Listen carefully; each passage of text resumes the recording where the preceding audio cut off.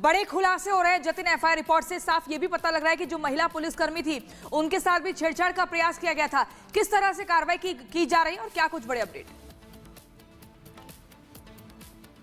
बिल्कुल, देखिए फहीम खान का नाम एफआईआर में सामने आ रहा है और इस एफआईआर को जब आप पढ़ेंगे तो पता लगेगा कि कैसे 4 बजे के आसपास उस दिन भीड़ जो है वो इकट्ठी होना शुरू हो जाती है। ना सिर्फ भीड़ इकट्ठी होती है बल्कि लोगों को भी उकसाया जाता है कि वो इस भीड़ का हिस्सा बने और देखते ही देखते 7 बजे तक तकरीबन 400 से 500 लोग उसी भीड़ का हिस्सा बन जाते हैं। हालांकि एफआईआर में यह भी लिखा गया है कि लगातार अनाउंसमेंट की जा रही थी कि ये अज्ञात लोगों की भीड़ है, लोग अपने घर की तरफ वापस चले जाएं। लेकिन 7 साढ़े 7 के बीच में जो हिंसा हुई, जो उपद्रव हुआ, उसके बाद इस पूरे इलाके की जो तस्वीर है वो बदलती हुई नजर आई। अभी तक ये बिल्कुल बोला जा रहा था कि प्लानिंग थी, प्लानिंग के चलते लोग इकट्ठे हुए, लेकिन एफआईआर अपने आप में एक बड़ा खुलासा कर रही है। उसमें लोगों के नाम है, फहीम खान का जिक्र किया जा रहा है जो कि पॉलिटिकल डेमोक्रेटिक पार्टी के यहाँ के अध्यक्ष है। वो किस तरीके से भीड़ को लेकर 4 बजे के आसपास पहुंचते हैं और लगातार पुलिस भी ये बात बोल रही थी कि अफवाह को फैलाने की जो कोशिश है वो की जा रही थी। और इसी कड़ी में अब ये एफआईआर का सामने आ जाना और 5 अलग अलग एफआईआर इस पूरे मामले में की गई है, 2 अलग अलग पुलिस स्टेशन में की गई है और इस एफआईआर में हर उस चीज का जिक्र है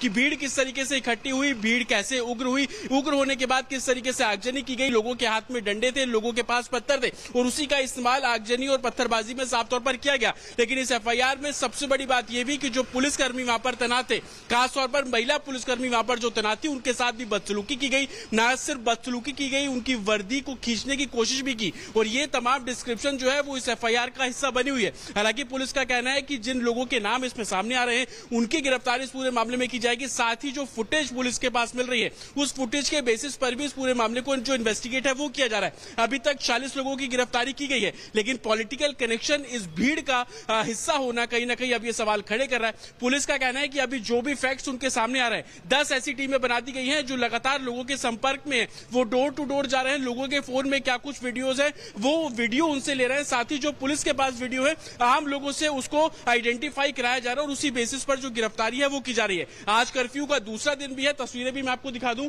कि ये वही चिटनिस पार्क है जहां पर हिंसा हुई, उस महिला पुलिसकर्मी के साथ इसी इलाके में बदसलूकी हुई, एफआईआर में इसी इलाके का जिक्र है। लेकिन कहीं ना कहीं अब पॉलिटिकल कनेक्शन इसमें सामने आना, कैसे भीड़ इकट्ठी की गई, सोशल मीडिया का किस तरीके से इस्तेमाल किया गया, यही कारण है कि मोबाइल सर्विलेंस वैन के साथ साथ तमाम जो हाईटेक इक्विपमेंट्स है उस बेसिस पर पुलिस इस पूरे मामले को इन्वेस्टिगेट करती नजर आ रही है। लेकिन सबसे बड़ा सवाल, भीड़ इकट्ठी करने में जिस फहीम खान का जिक्र आ रहा है उसका रोल किस तरीके से है, भीड़ को इकट्ठा करने के पीछे मंशा क्या थी और जो तस्वीर उसके बाद हुई 7:30 से 8 बजे के बीच में जो हिंसा हुई उसमें फहीम खान का क्या रोल है, ये सबसे बड़ा सवाल अब खड़ा कर रहा है। और यही कारण है कि पुलिस का साफ तौर पर कहना है कि हर वो शख्स जो कि इस हिंसा के लिए कसूरवार है उसके खिलाफ जो सख्त कार्रवाई है वो साफ तौर पर की जाएगी। और यही कारण है कि पुलिस 46 लोगों को गिरफ्तार कर चुकी है, 35 से ज्यादा लोग अभी भी हिरासत में है, उनसे पूछताछ की जा रही है। जिन 40 लोगों को गिरफ्तार किया गया 21 मार्च तक पुलिस कस्टडी में है, कल देर रात उन्हें कोर्ट में पेश भी किया गया, उनके फोन की जांच करवाई जा रही है। सोशल मीडिया पर वो किस तरीके से एक्टिव थे उस मामले को भी इन्वेस्टिगेट किया जा रहा है। नागपुर पुलिस का साफ तौर पर कहना है कि इस मामले में जो भी दोषी होगा उसके खिलाफ कार्रवाई की जाएगी और यही कारण है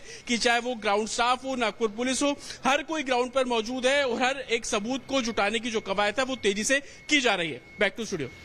तो जतिन यहाँ पे अहम जानकारी दे रहे हैं, लेकिन जतिन जिस तरीके से एफआईआर में बड़े खुलासे हो रहे हैं ये भी जानना जरूरी है कि आखिर ये जो एमडीपी के नेता हैं शमीम खान, फहीम खान, आखिर ये कहाँ रहते हैं, किस इलाके से आते हैं, इनके पॉलिटिकल कनेक्शंस क्या क्या हैं और मंशा क्या थी इस पूरे के पूरे हादसे को लेकर, इस पूरे के पूरे उपद्रव को लेकर के। क्योंकि मंशा तो यहाँ पे साफ दिखाई दे रही है, जो हिंदू घर थे टारगेट किया गया उनको, और जो लोग पुलिस कस्टडी में है उनसे क्या पूछताछ में कुछ निकल के सामने आ पाया है, वो कहाँ से आए थे, उनकी पहचान क्या है, नाम क्या है, किसके कहने पर आए थे वो, या फहीम खान ने इनको इनवाइट किया था उपद्रव करने के लिए।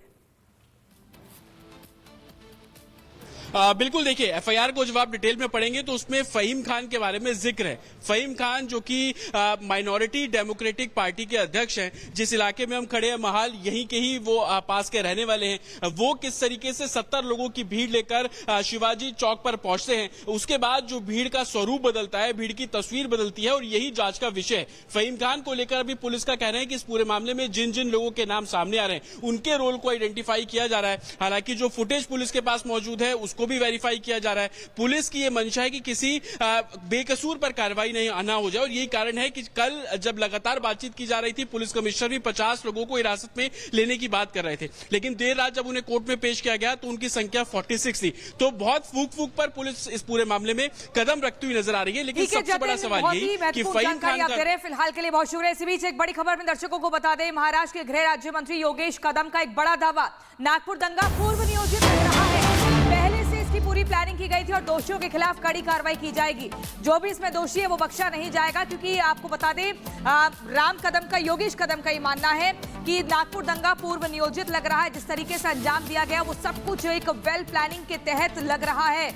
जैसे लोगों के पास पत्थर आते हैं, आखिर अचानक से पत्थर कहां से आ जाते हैं, कैसे आगजनी, जरा आप सुनिए क्या कुछ करें योगेश कदम। देखिए, जो नागपुर में जो इंसिडेंट हुआ है ये काफ़ी गंभीर है। इसकी गंभीरता मद्देनज़र रखते हुए जो भी कार्रवाई होगी वो बिल्कुल कठोर से कठोर कार्रवाई की जाएगी। जो भी लोगों की इतनी हिम्मत हुई है कि डीसीपी लेवल ऑफिसर्स और पुलिस कर्मचारी के ऊपर हाथ उठाना, ये बिल्कुल सहन नहीं किया जाएगा। जो भी महिला पुलिस कर्मचारी के ऊपर अगर विनय भंग हुआ है तो बिल्कुल किसी को जिन्होंने किया उनको नहीं छोड़ा जाएगा। हम ऑनरेबल सीएम सर ने देखिए कल निवेदन देते हुए बताया है कि पुलिस कर्मचारियों के ऊपर अगर ऐसे हाथ उठाना या फिर महिला पुलिस कर्मचारियों के ऊपर अगर ऐसे विनय भंग करने की हिम्मत किसी की होती है तो कायदा का धाक क्या होता है ये हम लोग बिल्कुल दिखाएंगे।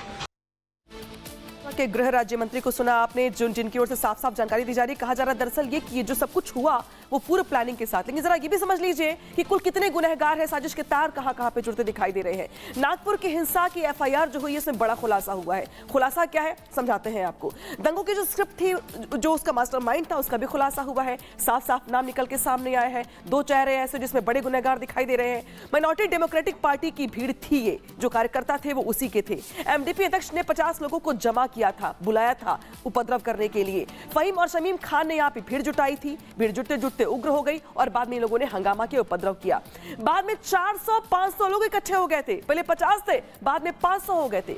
हिंदुओं को छोड़ना नहीं है कि नारे लगाए गए थे, यानी कि पहले से तय कर लिया गया था कि छोड़ना नहीं है हिंदुओं को। इसके अलावा जो महिला पुलिसकर्मी ड्यूटी पर थी उनके साथ छेड़छाड़ की गई, बदसलूकी की गई, अश्लील इशारे किए गए, भद्दे कमेंट किए गए महिला जो पुलिसकर्मी ड्यूटी कर रही थी उस वक्त। तो जरा देखिए क्या कुछ किया गया इनकी ओर से। इसके अलावा पुलिस के खिलाफ लोगों को भड़काया भी गया। जो लोग वहां पर मौजूद थे उन्हें भड़काया गया। इसके अलावा कुल्हाड़ी के साथ साथ धारदार हथियार लहराए गए। वहां पे अफवाह फैलाकर पुलिस को वहां पे गालियां दी गई, यानी कि जो पुलिस वाले वहां मौजूद थे उन्हें गालियां बकी गई, अश्लील इशारे किए गए।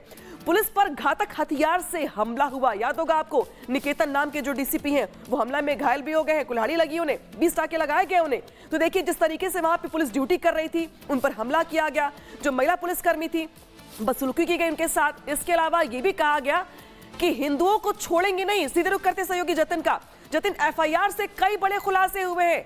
खुलासा नंबर 1 जो महिला पुलिसकर्मी थी उनके साथ बदसलूकी की गई, अभद्रता की गई, पुलिस के खिलाफ लोगों को भड़काया गया, बरगलाया गया, नारेबाजी की गई और यह भी कहा गया हिंदुओं को छोड़ेंगे नहीं।